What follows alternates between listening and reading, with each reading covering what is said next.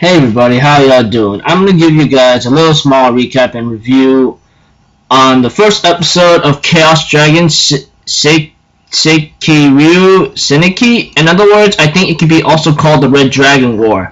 Now, I will be honest with you, this episode right here, the first one, it pretty much got me lost and confused, okay? And I feel conflicted at the same time because, like, the way how it was executed, or the way how it was paced right here, it kind of came out a little, I don't know, like, out of place or too quick for me. I'm like thinking in my mind, okay, what just happened right now, dude? Like, literally. So, if anything else, let's go.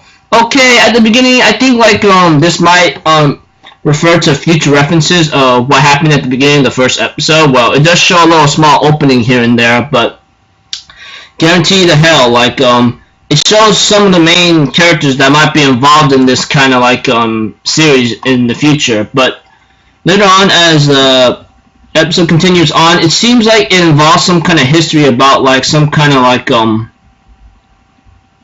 war that happened long ago. And right now, like between these countries, about something that involves the Koran or something, along with like this island country known as Kamui, which I am still confused about. Like, there's this little boy named Ibuki, like, he mentions that he pretty much practicing himself with some weapon or a sword, but he's not going to become king or something like his father, though. It's confusing at first. Like, I'm thinking in my mind, where am I supposed to connect this at, to be honest with you?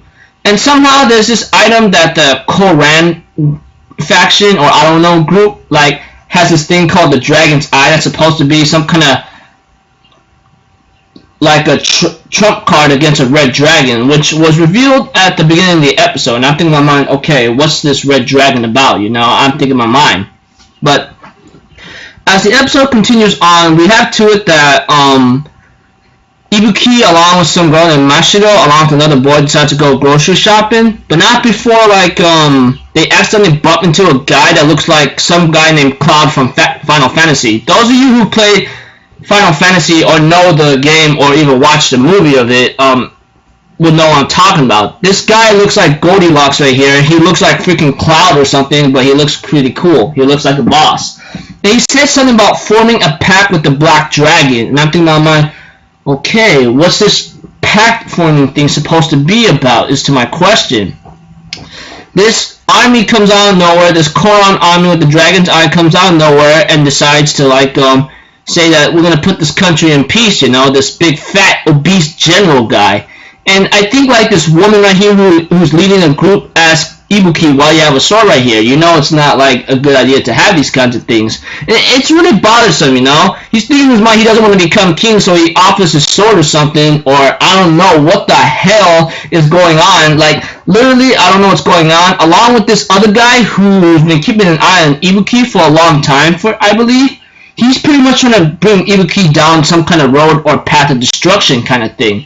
Maybe for the sake of the island itself, but still, I'm still, like, lost about this. I'm like, what are you trying to set up here, you know?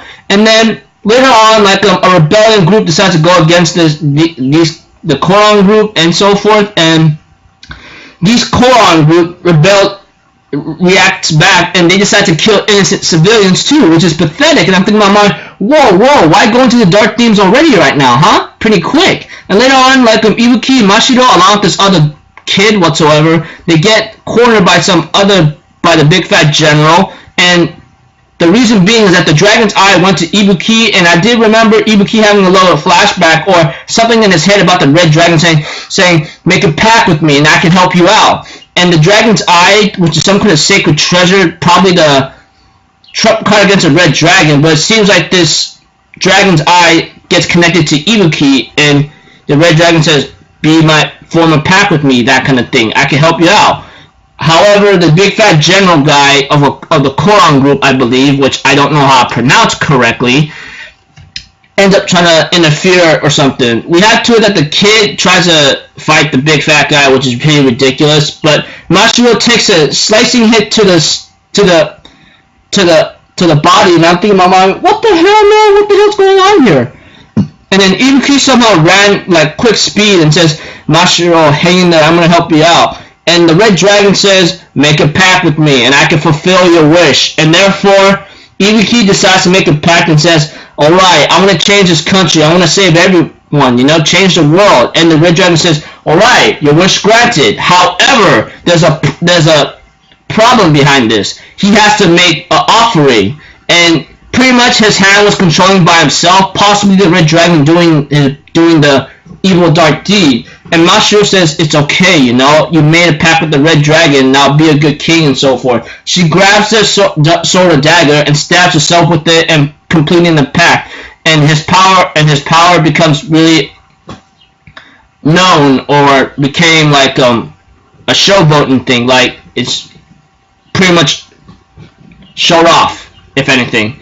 The general found the kid, and Ibuki stood against him on his own with the power of the red dragon, and the guy was about to obliterate him, but I think it was the red dragon that took Ibuki's body, or Ibuki talking with him after performing the pact, and disintegrate the guy to flames.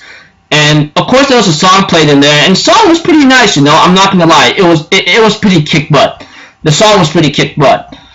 And right now, it ends off with some of the people who are in town spying on the red dragon pact, possibly because of the tornado of fire that's been blown up in the air and to the skies. And Mashiro is dead, and right now, Ibuki made his decision to become the king of the island or something, or Neo's island, I believe, Neo Kamui. And it ends up with the title, first act, sacrifice one to save many, or something. I think in my mind, are we really gonna get into this Kuitsuku ideology thing? I don't know. Well, I think the first episode, I am going to be honest with you, I am very lost and conflicted for the meantime. Please forgive me on that, because I don't know where to even start for the meantime. I mean, something involving wars whatsoever, and then possibly multiple dragons, but what is it trying to tell me right now? I don't know where's it going at. The first episode is really confusing for me. I don't know where to connect, or even where to even start right now for the meantime. I don't know where to go. Those of you who likes the series, I'm sorry. I'm pretty much confused for the meantime, for the time being. The way how it executed along with its pacing for the first episode, I'm kind of lost for the meantime. Please forgive me on that, and please understand. I mean, it's not easy for me to connect these kinds of events together easily when it comes pretty quick like that. So yeah, confusing at first, and I don't know where it is really gonna go, but I'll try to understand along the way when I'm continuing watching the series. So please be patient with me and understand that I am lost and confused for the meantime. So until then, I'll say I don't know, I'm just lost and confused and conflicted at the same time. So I'm just gonna leave it at that, people. I'm Alpha Zero. Have a good day, and I think I'll see you guys in my my next Steins Gate recap and review. Peace out. Bye bye.